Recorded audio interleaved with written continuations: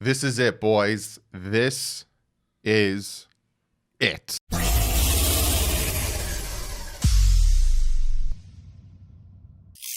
What is up, Finn fans, and probably Buffalo Bills fans? I know I probably got a bunch of Buffalo Bill fans in here reading, just commenting below, all that good stuff. So, welcome to everybody. But this is it, Week 17, final game of the season. Big game for the Miami Dolphins. I wouldn't say as big for the Buffalo Bills, being that they kind of already clinched the division and at worst case probably get a third seed. But big game. I have my guy Dan Mitchell. We chatted yesterday morning talking about the Dolphins, talking about the Bills, talking about the rivalry, talking about the game, talking about how he feels about the Bills.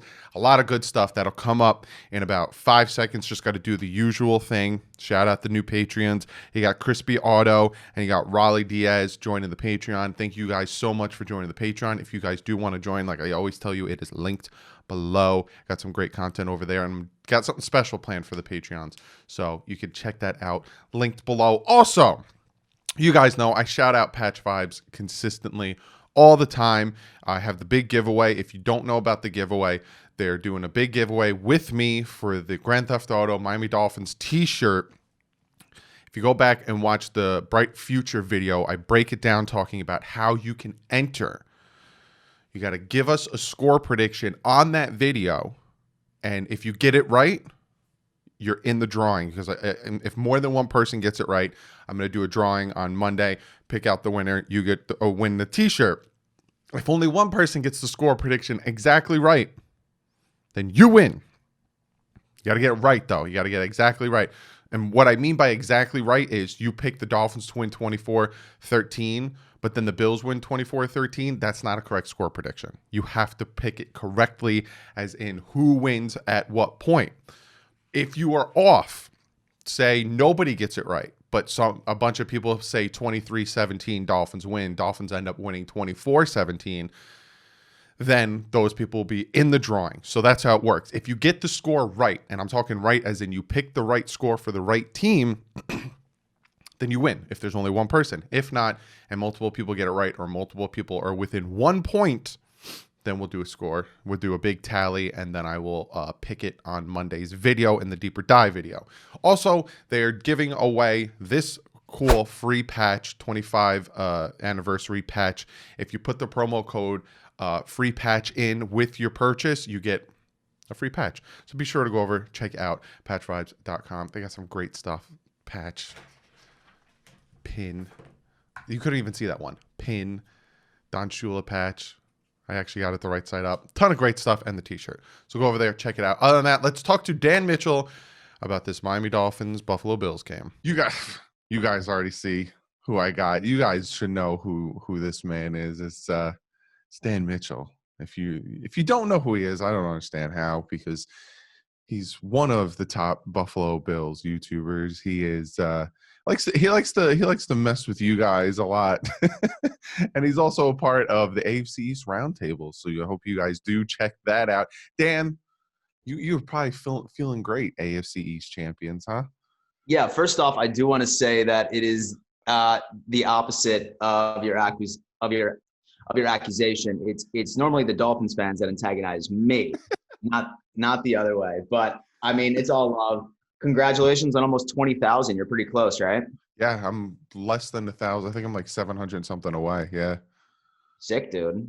Congratulations, man. Thank you. I appreciate that, bud. But yeah, I will say this, and I keep saying this, even though I haven't said it to you officially. Congratulations on the AFC East title. As long as it wasn't the Patriots, I'm very happy.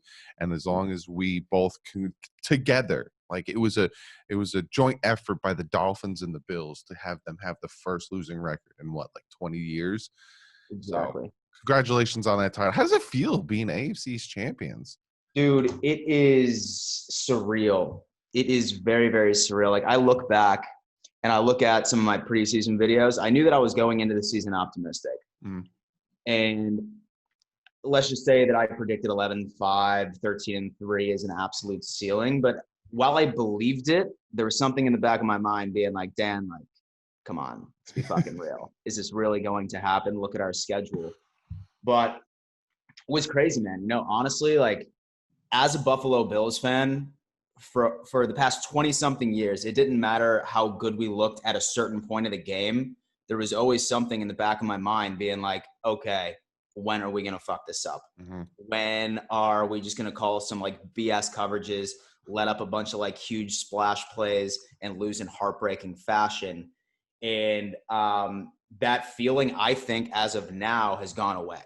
Right? Like I trust my team to go out there and take care of business. I trust my team to go out there and beat good teams. So it's a tremendous, tremendous feeling. And really it all boils down to Josh Allen. I did not expect him to make the strides that he did this year. I mean, I obviously expected him to, make some type of improvements, but with how he's been playing this year, nobody in our space could have ever predicted it. Yeah, no. And it's funny too, because on Twitter in the offseason, I made a joke about Josh. I always make the joke about Josh Allen. His accuracy is garbage. Yeah. And it is it is not garbage anymore. Is it because the Bills were smart enough to bring in Cole Beasley and Stephon Diggs who can catch everything and anything? It's probably a combination, in all honesty, because you gotta, as much as I hate Josh Allen because of what he does to the Dolphins, you gotta give the guy credit. He went from being like very inaccurate to he is one of the best quarterbacks in the league right now. And it sucks to say it because we got rid of Tom Brady. I don't got to deal with that shit anymore. And now I got freaking Josh Allen here. Well, hey, what's nice is the fact that, we were able to avoid Lawrence coming to the AFC Oh, East. yeah. So that's nice. I can't believe they won 2 in a row back to back. Like, how stupid could you be? Yes, bro. He is the king of winning meaningless games. He is the king of winning meaningless games. I think he was just trying to make it his swan song. So somebody will somehow give him a chance to be at least an offensive coordinator. Oh my God. Before we get into this game, because this is a big game. It's a big game for us. Like, you guys clinched, which again probably feels amazing. Like, hey, last 2 weeks of the season, it is what it is. We already have the title. But before we get into the game, I have to ask you about this because it's became a meme and everyone's talked about it. What went through your head with the Hail Mary against the Cardinals? Like, what was like the because you probably were like, oh, game's over. And then when you saw Kyler Murray run into his left, you're probably like, oh, we got, like, what ran through your head? Bro, pure shock. Pure shock. I mean, I'm not sure whether or not that like you watched the live stream the exact same moment when I saw that happen. Some Patriots YouTuber, Master at Work, huge friend of mine, he made some parody video of it and it was absolutely hysterical. But I mean, my facial expression said it all, man. It really did. Because when there's less than a minute like on the clock and you see Josh Allen march down the field and just throw like a perfect pass to Diggs with like 36 seconds left to go. Dude, I was like this close to ending the stream and being like, all right, guys, we'll see you tomorrow. This game's over. But for some reason, I stuck around and I just saw Murray roll out to the left. And I just saw him like launch this ridiculous pass. And then I ended up seeing our 3 best DBs in the end zone covering Hopkins. I was like, yo, we got this. We got this. This is tapped away. And that ultimately didn't end up happening. It ultimately did not happen. And let's just say that I was like legitimately staring at the television in complete disbelief for, I'd say, 5 minutes. Was like super, super frustrating too, because I got so much shit from it. And that would have been the difference between us being 13-3 at this point. Mm-hmm. Well, 13-2 rather. And damn. Was tough, dude. Was tough. But I mean, really at the end of the day, I mean, those type of plays happen. I do not think that the Cardinals are a better team than us. I just think that they just ended up going on ahead and they had a ridiculously lucky play. And there's not really many things lucky about the sport of football, but a Hail Mary is lucky. Hence why it's called a Hail Mary. So definitely. So I mean, those are my thoughts, but I mean, I'm just glad that we were able to bounce back from that because old Bills teams would not. Like, that would be the beginning of the end. Yeah. And it's funny too, because when the season started and you guys started going on a tear, I kept saying that because for the past 25 years, that's been the Buffalo's motto is, oh, okay, they're getting hot and then they just they just fall down. And then it's like, that's why I'm always like, hey, they never had back-to-back playoffs. Let's see if this happens. It's been a long time. Let's see. And now I'm like, shit. They're good. Dude. And now we have to deal with So this. after the Titans game and the Chiefs game, like, I mean, I'm not gonna lie to you. That's when I thought that was the beginning of the end. I was like, fuck, we're going 8-8 or we're going 9-7. But I mean, we just dialed it in, bro. And I'm just really hoping for some revenge against one of two of those teams in the playoffs this year. Yeah. And I as much as I don't want to see it happen, I'd like to see it happen. I'd actually like to see you guys, but take out the Chiefs. I don't know what seeding you guys have to get into to take the Chiefs out, but because the Dolphins are so close to doing it. Like, I don't know if you watched a little bit of that game. The Dolphins got really close to beating the Chiefs, making Mahomes throw 3 interceptions, and like they were. So I'd love to see Buffalo just like take the Chiefs out. I'd like to see somebody else in there, but I would too. Let's talk about Sunday. Dolphins heading to Buffalo. Now, I'm hearing it's going to snow in Buffalo, and Tua Tagovailoa has never played in the snow. So that's going to be interesting. And we talked about this the last time we played, week 2. And I said, who would you prefer to face, Fitz or Tua? And I think you said Fitz. Now you're facing Tua. Does that, like, are you worried about that, or have you seen that he has his rookie struggles and you're actually fine with facing Tua now? Well, to be honest with you, if there's any worry that I have for this team, it's going to be your defense, to be honest with you. Sean McDermott is very, very, very good at confusing young quarterbacks. Mm-hmm. A lot of it has to do with the fact that with Tua, like you said, he's never played in the snow. Fun fact, I'm not sure whether or not that you've ever heard this before, but apparently one of my buddies that's a fellow Bills YouTuber, he was telling me that the coldest game Tua has ever played in was 52 degrees in Tuscaloosa, Alabama. He's in for a rude awakening. Yeah. So I think that this is going to be a shock for him, like right by itself. But at the end of the day, I mean, I really wish that I can give you guys answers of like what Bills team you are going to be seeing. So my worries and my predictions and my projections are like, I honestly don't even know how I'm going to be doing my preview video because I have no idea what to expect going into it. But really, I have confidence in the Bills starting defense to handle Tua. I think Fitzpatrick can make something interesting, but I'm not sure if you guys are going to see it. That's the thing. Yeah, and I'm right there with you with this preview video. Is we don't know, and we don't know if Buffalo at some point will watch the score of the Steelers game and see that the Steelers have Mason Rudolph in, and all of a sudden the Steelers are down by 21, and they're like, screw it, and they pull Josh Allen, they pull Stephon Diggs. Now, Stephon Diggs, he got banged up, but he played last week. Is there any like residual worry about him playing at all? No, he's fine. The worry here is Cole Beasley. The worry here is Cole Beasley. For some odd reason, and I'm actually very frustrated at this fact, we put the game away against the Pats, and we ended up pulling Josh Allen, Stephon Diggs, and a lot of key starters. But Cole Beasley was still out there. He was still out there. And then the last pass that was sent over his way, he ended up messing up his knee, right? Yeah.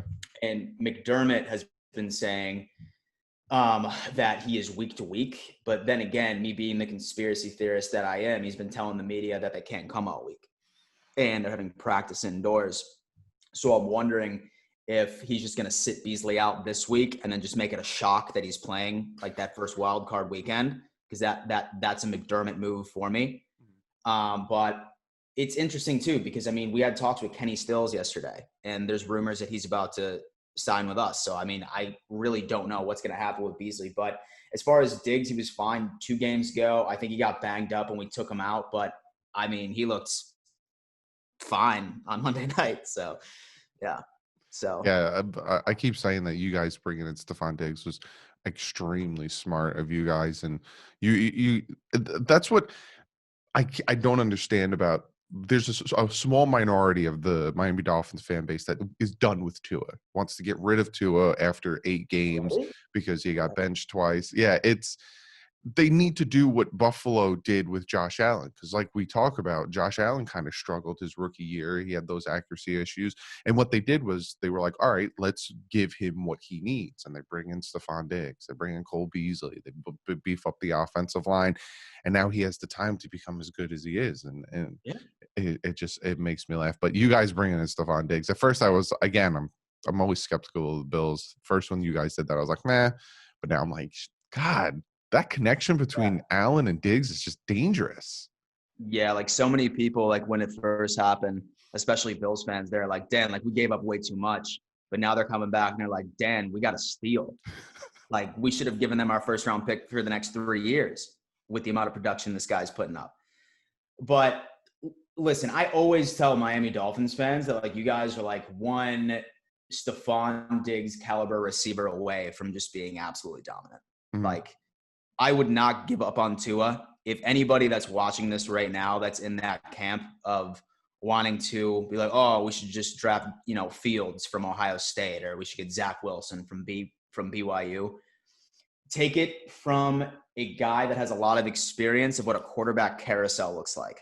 Okay, it does not help. It does not help. You are not going to find a rookie that comes out of the draft and is going to be in the MVP conversation. Mm-hmm. It's not going to happen. So I would just, dude, say that I was in charge of the Dolphins organization. My number one priority, like y'all's defense is already stacked. I'm not sure whether or not that you guys have any pending free agents next year, like right on your defense. I think we're good. Okay. Well, I mean, if you're good, then dude, like, I mean, you go out there, like your first pick should just be snagging the best receiver in that draft.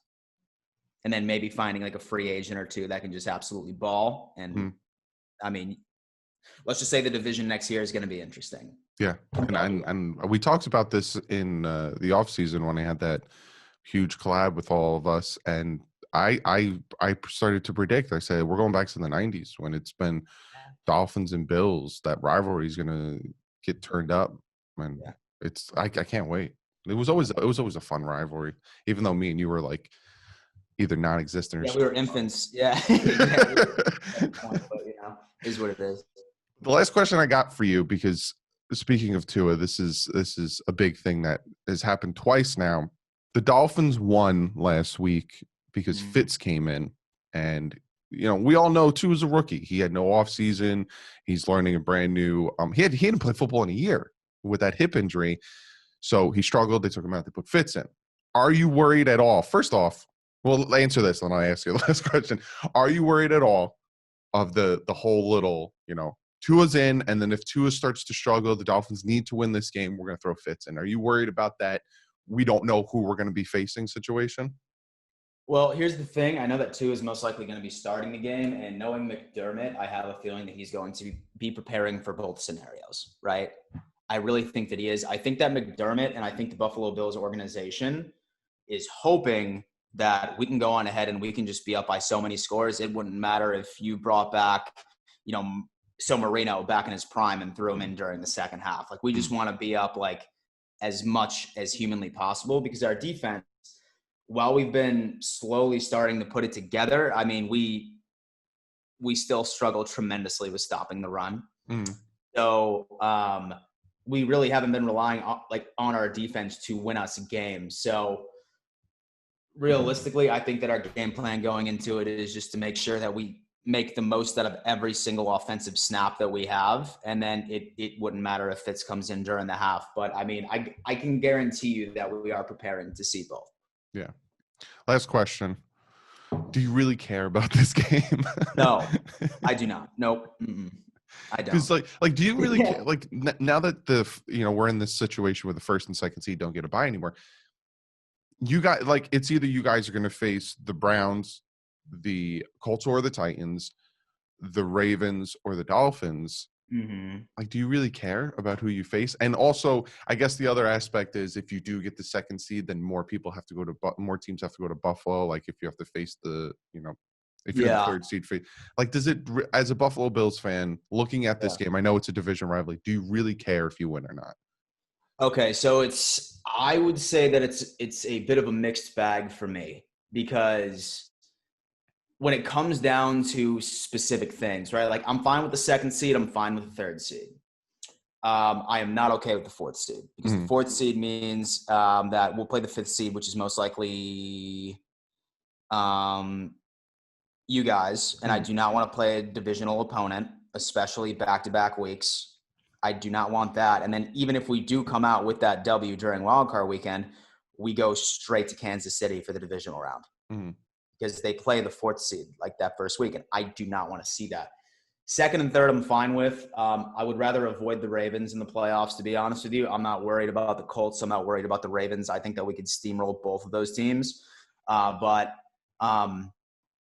like you said, I have a feeling that we're just going to be doing a lot of scoreboard watching, and we're going to go out there with our starters with intention to play a competitive game. But say that we look up, right at the stands and it says, oh, the Browns are up 28-0 against the Steelers. Yeah. Like Barkley, do you, buddy?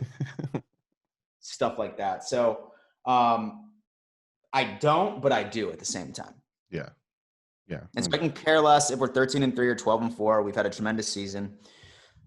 But yeah, I don't know, man. And so like it really comes down to seeding. Would love the 2nd seed. Would love to see us host multiple playoff games for the first time in God knows how long. So yeah, we'll see. We'll see. But yeah, Dan, it's always a blast having you on. We have a great conversation. And yeah, we definitely do. You're one of the I wouldn't say few, but you're first off my guy. I always tell people Dan Mitchell's on, but it's fun talking to a division rival that's just not like a cocky asshole. You're very level-headed, unless Dolphin fans antagonize you. Oh yeah, if they antagonize me, it's on, man. It's on. And so honestly, I be a super objective person. I mean, if someone's just like. And so if somebody is just like, oh, okay, like, who do you think the defensive player of the year is going to be? I will look you in the eye and say that it's going to be Xavier all day. Or like, hey, like, how close are the Dolphins? I'm not going to be like, oh, dude, they're going to fucking blow. They're going to suck next. Like, nah, dude. And so I watch football, and I know what a good team looks like. Yeah. So, yeah. But yeah, man, I appreciate you coming on. This won't be the last time. I'll probably do another get together with you, Ian, Patriot Global. We'll do something cool. But I'm pretty sure they know where to find you. But just in case they don't, where can my guys find you? Yeah, guys, for sure. So on YouTube, you can just find me at Dan Mitchell. And then for all social handles, Twitter, Instagram, TikTok. I have a TikTok now. What am I, like 16? At Real Dan Mitchell. At Real Dan Mitchell. Nice, man. But hopefully the outcome of this game, regardless, Dolphins make the playoffs and both teams are healthy. I think that's absolutely what we both want. But I appreciate you stopping by, bud. No problem, bro. Always a blast talking to Dan Mitchell. You guys probably already know about Dan Mitchell, like I said, with the AFC East Roundtable.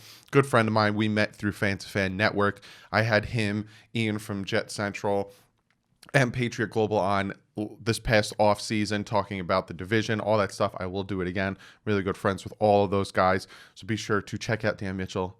But like I said, you guys probably already know about him. But let's talk about this game. Miami Dolphins heading to Buffalo to take on the Buffalo Bills. If the Dolphins win, they're in. They go 11-5, not win the division. I wish 11-5 in the playoffs. We'll see who we play in the 5th seed. But very, very big game. Like usual, we're going to jump into the injury report, and I'm making this video late enough that you guys get to see who's questionable on that. And looking at the injury report, we have 4 questionables in Jakeem Grant, Solomon Kinley, Shaq Lawson, and Devontae Parker. They were all limited in their practices. I'm hoping that at least we can get Shaq Lawson and Devontae Parker back. Solomon Kinley and Grant, I wouldn't be surprised if they don't come back. But that is big for us. Buffalo Bills side, we don't have the game status, but Cole Beasley didn't practice all week. Their guard didn't practice all week, and their tight end Reggie Gilliam didn't practice all week. But if you guys notice, I talked to Dan Mitchell about this, and I'll talk about it when I give my prediction of the game, that we don't necessarily know who's starting and who's not starting. Also, we found out yesterday that Ryan Fitzpatrick tested positive for COVID, so he will not be there to potentially maybe come in and help Tua and the Dolphins out like he did against the Raiders. So this is the perfect time for Tua to shut a lot of people up, shut a lot of people that are calling him busts. I don't understand. A lot of people that are calling him bad and just want to completely ignore the fact that he's a rookie and all this good stuff. It's time for him to shut them all up. He did it before. The Denver Broncos game, he got benched, had back-to-back Rookie of the Week wins. So he does it. When he has his back against the wall or when he needs to come out and win, he always does it. So I have faith in Tua Tagovailoa. But yes, Fitz tested positive for COVID. And a lot of you guys asked about Preston Williams. A lot of you guys were wondering about Devon Gotchow. They're still in IR. They have till Saturday to come off IR, but they haven't even practiced. So Preston Williams is probably done for the year. Devon Gotchow is probably also done for the year. So we can just move on from them. Now, the 5 things that the Miami Dolphins have to do to beat this Buffalo Bills team. And this one was hard for me. Not because the team's better, not because it's because there's just this big cloud of we don't know. And like I said, I'll talk about that more after I talk about the 5 things that the Dolphins need to do to beat the Bills. But this one was a little hard for me because we just don't know what's going on with the Buffalo Bills. But let's jump into it again. There's no specific order of most important to least important. I kind of talk about each one and how I feel about them. So let's just jump into it. Number 1, you got to run the ball. Regardless of who's on the field, we got to run the ball, keep the offense on the field, keep the defense fresh. So when they can come in, they do their thing, they make the turnovers, they make the stops. We need that defense to be fresh. So we need to run the ball, control the clock, control the game. Running the ball is incredibly important when it comes to the success of an offense. It's underestimated how important running the ball is, and the Dolphins need to do it again. The number 2 thing that the Dolphins need to do to beat this Buffalo Bills team, and we saw it against the Raiders, we saw it against the Broncos, we saw it against certain games that the Dolphins probably had a good chance of winning. The Seattle game, even the Bills game the first time. No mistakes. And I talk about this. I talk about this consistently. No mistakes. For the love of God. No penalties. No stupid turnovers. Even though sometimes the penalties, it doesn't even matter.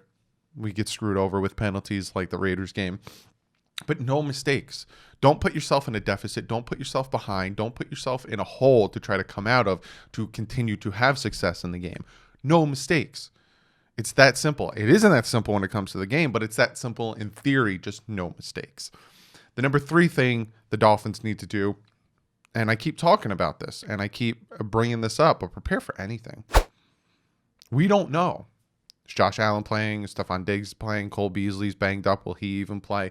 How much of their starters will play? How much of their starters won't play? You have to prepare for anything. Absolutely anything and everything.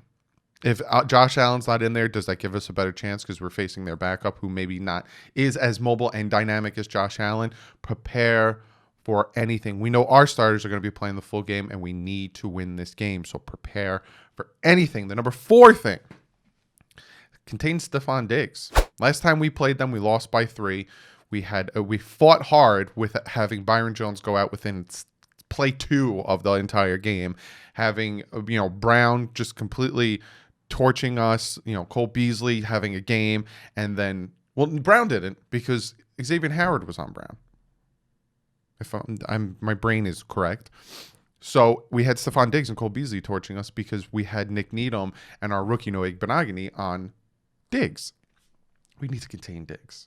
We need to contain him for however long he's on the field. Again, I'll talk about it in 2 seconds, what I think about that whole situation, but we need to contain him. And the 5th and final thing that the Miami Dolphins need to do is help out. This is a big pivotal game. We need to get band together as brothers. We need to play as a team, but we need to help out. Because we saw it. Not only were some passes dropped, like Jakeem Grant dropped a pass where he could have took it up the field, bobbled it, and it ended up not being a first down from Tua, but also Mac Hollins dropping a slant pass from Fitz that could have potentially been a touchdown. That ended up having to be a field goal. We need to help out. Do your part. Jesse Davis has been struggling of late. And that's why the offensive line, one of the reasons the offensive line is struggling when it comes to the run game, struggling when it comes to pass protection. There's a reason that Fitzpatrick, after they only sent 4, had his face turned around when he tried to throw that pass to Matt Collins. Thank God he caught it. Thank God we won the game. But they only sent 4. Help out. Don't get any penalties. It's like no mistakes in helping out, one and the same. Help out. So looking at this game, this is a big pivotal game for the Dolphins. Like I said, with the Bills, I talked about it with Dan. The Steelers aren't playing Ben Roethlisberger. They're not playing their center. They're not playing a lot of players. So you think the Bills are probably watching that game, and if they see that maybe the Browns have a big enough lead, they'll just sit their guys. Or maybe from jump, they'll just sit their guys. They'll sit Josh Allen. They'll sit Stephon Diggs. Cole Beasley, I would be surprised if he even plays because there's no point at this point for him to play. But we don't know. The Bills are keeping it hush-hush. They're keeping it tight to their chest, which we would do the same. But we don't know who's playing and for how long they're playing. So like I said, we got to prepare for anything, like number 3 says. But looking at this game, I don't think that the Bills have much to play as much as the Dolphins. Not saying that the Bills aren't going to try to win the game. Not saying that the Bills aren't going to try to fight in this game. But I don't think they have as much on the line as the Dolphins.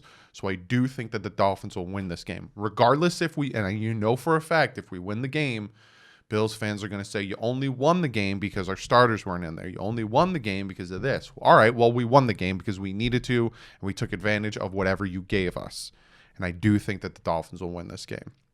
Regardless if it's a 24-17, regardless if it's a 20-17, regardless if it's a 17-16, regardless of what the score is, I honestly think the Dolphins are going to win this game. I think Tua is going to come out. He's got a lot of people talking shit on him. Fan base, media, all these people. I think he's taking that. I think he's pinning it in his locker, and I think he's gonna come out. He's gonna have a fantastic game. So I honestly think the Dolphins are gonna win this game. Is it because they're better or worse than the Bills? No, I think it's just circumstantial, and I think that the Dolphins will win this game. But like I said, there's a lot that goes into it, a lot that's playing into it. It's a big game. I will be live Sunday, 1 p.m. for this game. But comment below, Bills fans. What do you guys think? Like I said, I give you guys tons of credit. You guys won the division. Josh Allen's playing like a stud. You guys have Stephon Diggs, who, like I talked to Dan about, just lit it up and is helping you guys drastically. Cole Beasley, all these guys. But if they're not playing, do you guys honestly think the Bills will still win? Take your bias cap off, because I know for a fact some Bill fans are going to be like, we could have nobody on there and the Dolphins are going to lose to this Bills team and then I'm going to do a backflip into a table. Don't take any offense to that stupid impression. But for real, without having your starters in, do you think the Dolphins will win this game? And also, like Dan Mitchell said, he doesn't want to play the Dolphins back-to-back. What do you guys think? Be sure to comment below. And obviously, Dolphin fans, how do you think the Dolphins should or will win this game? Comment it below, and we get your guys' comment of the day. Now, this is another one, and I noticed this, and this is why I do these types of comments of the day, because there's a trend with the comments. Last time it was the whole Tua situation. Now it's the pick situation. Picking at number 3. A lot of people want to know who I think we should go for, who I think we should pick, what I think we should do with 3. I'll give you guys like a rough idea what's running through my head. I'm in playoff mode. I'm in beat the Bills, then see who we're going to play week 1 of the playoffs, and then hopefully we win the first time since 2002, 2003, continue to move on. Dolphins and the Bills are both trying to win for the first time in a very long time. Dolphins, it's like 17 years. Bills, it's 25 years since they won their first playoff game. Oh, their last playoff game. So that's where my brain is right now. But a lot of you guys want to know what my mind is at with the number 3 pick. I'm not taking a quarterback, for one. I'm not saying don't take a quarterback. I even said it on Twitter today. Or follow me on Twitter. If we're sitting there at like 23 and one of a top quarterback or a very good quarterback prospect starts to fall all the way to 23, I'd take a quarterback at 23. I'd be all for that. Lamar Jackson, Aaron Rodgers situation? Yeah, all for that. But at top 3, I'm not taking a quarterback there because it's not as big of a need for me as bulking up the offensive line, making the linebacker core better, or getting a weapon for whoever starts for us at quarterback, Tua. So that's where my mindset is at. So at number 3, like I said, BPA, which stands for Best Player Available. If you hear that a lot during the offseason pre-draft process, you hear BPA, stands for Best Player Available. Parsons, Swelly, again, I didn't want to say his name because I know I'm gonna get roasted in the comment section. I don't know if I'm gonna go wide receiver or running back that early at number 3, and that's where another situation comes in. Trade down 2 or 3 spots, get maybe a first round next year. I would trade down. Still have 2 this year, and then you get 2 next year. 2 first next year. I would trade down potentially. Still get your, Mekhi Parsons. Still get your wide receiver. Still get whoever you need, and pick up more draft picks. Whether it's more this year, more 2s, 3s, or another one next year, and then we go into another year with a ton of cap space and multiple first round picks.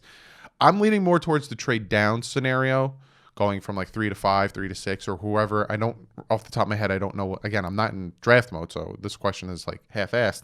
I don't know the order. As of right now, we don't know the order because it can move. But if somebody wants a quarterback and move up to 3, we can get all the picks from them. So I'm more leaning towards trading down, but it depends on who's there. It depends on how everything goes, and because injuries could happen to draft prospects, and they could have bad combines, and they could. That's why I don't want to talk about it so soon, because a lot of things can change, especially in free agency from now till then. But that's where I'm at right now. Take the best player available in on need that we have, or trade down.